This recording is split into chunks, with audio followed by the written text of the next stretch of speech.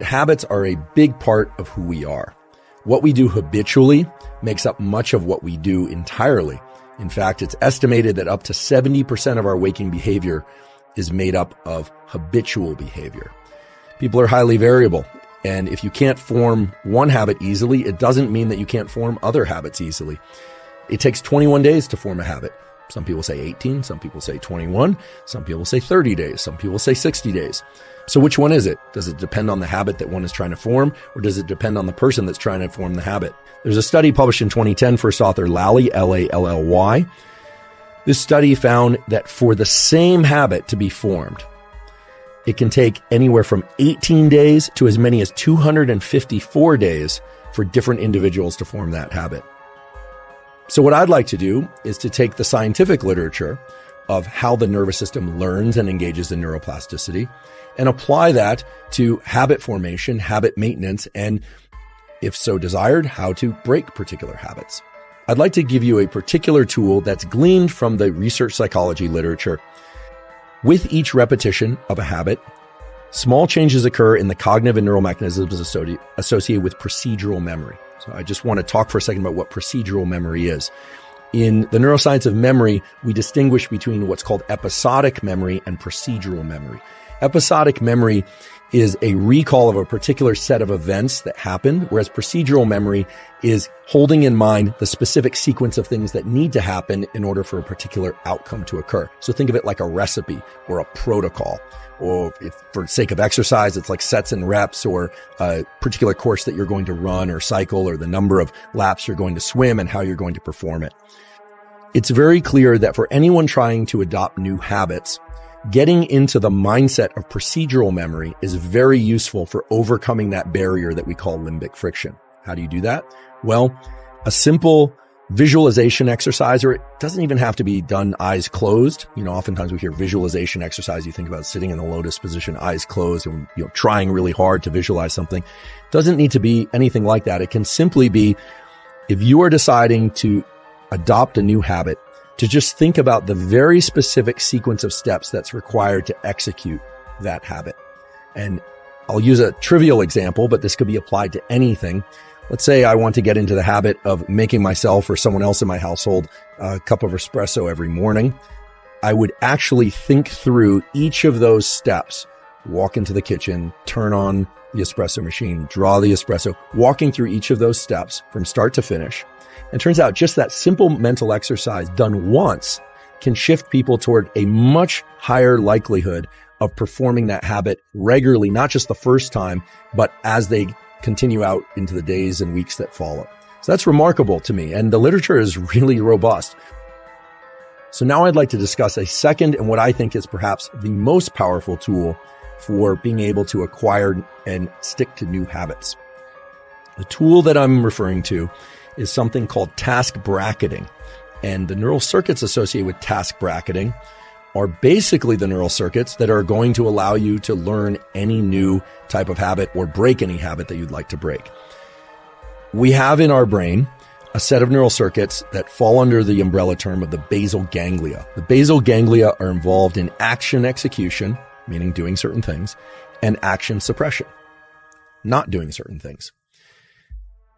In the experimental realm, these are referred to as go, meaning do, or no go, don't do certain things.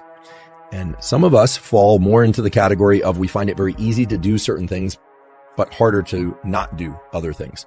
Some people have a lot of no-go type circuits that are very robust, and they have a lot of behavioral constraint, but they have a harder time getting into action. And some people have a perfect balance of both, but I've never met one of those people. Task bracketing involves a particular set of neural circuits within the basal ganglia.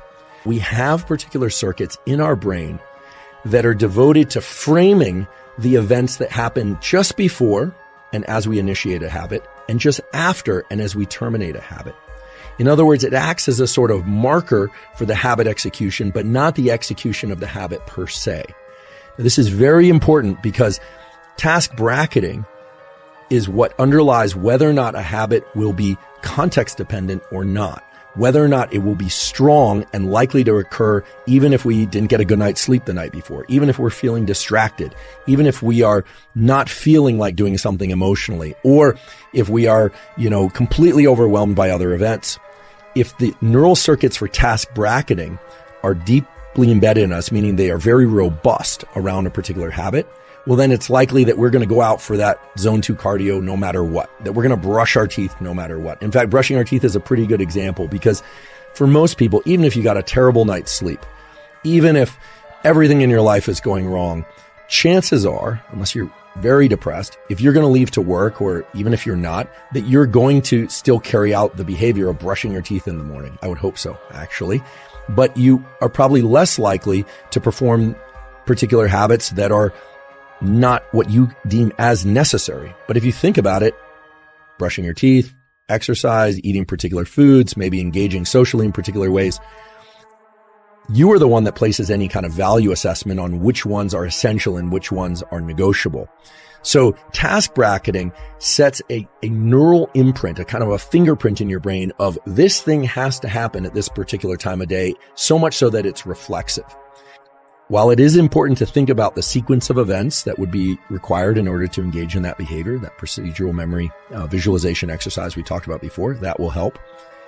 There is a way also that you can orient your nervous system toward this task bracketing process so that your nervous system is shifted or oriented towards the execution of a given habit.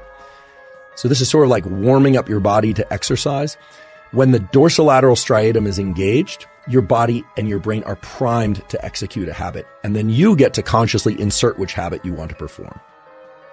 If you are considering adopting a new habit, or if you are trying to break a habit, it's very useful to think not just about the procedural aspects of what you're going to do, but also think about the events that precede and follow that particular habit and the execution, or at least the effort to execute that habit. What you're doing is you're casting a kind of a spotlight around a bin of time or a set of events for which dopamine can be associated. What does this look like in the practical sense? Well, again, I'll just try and use very simple, concrete examples, but this could carry over to anything. Let's say I were somebody who has a hard time getting in that 30 to 60 minutes of zone 2 cardiovascular exercise mid-morning. What I should do is positively anticipate the onset and the offset of that session, right? So thinking about leaning into the effort, going out and doing that zone 2 cardio session. And I should think about how I'm going to feel after. So not just thinking about how great I'm going to feel after, but also thinking about how hard it's going to be at the beginning. And then trying to reward myself subjectively for the entire experience. In other words, start rewarding task bracketing in addition to rewarding the execution of the habit itself. And I'll get into the specific tool for breaking habits. Capture the sequence of events, not that led to the bad habit execution, but actually to take advantage of the fact that the neurons that were responsible for generating that bad habit were active a moment ago, and to actually engage in a replacement behavior immediately afterward. Now, this is really interesting and I think powerful, because I would have thought that you have to engage in a replacement behavior that truly replaces the bad habit behavior, right? That you would have to be able to identify your state of mind or the sequence of events leading into the bad habit, but rather the stage or the period immediately after the bad habit execution is a unique opportunity to insert a different type of what we would call adaptive behavior, but that could be any behavior that's not in line with the bad behavior. So let's give it an example. Let's say you find yourself, you're trying to do focused work, you pick up your phone, you're disappointing yourself for picking up your phone. You could, of course, just put it down and re-engage in the work behavior. But if you were good at that, then you probably wouldn't have done it in the first place. And so what turns out to be very effective is to go engage in some other positive habit. Now, this has two major effects. The first one is you start to link in time the execution of a bad behavior to this other good behavior.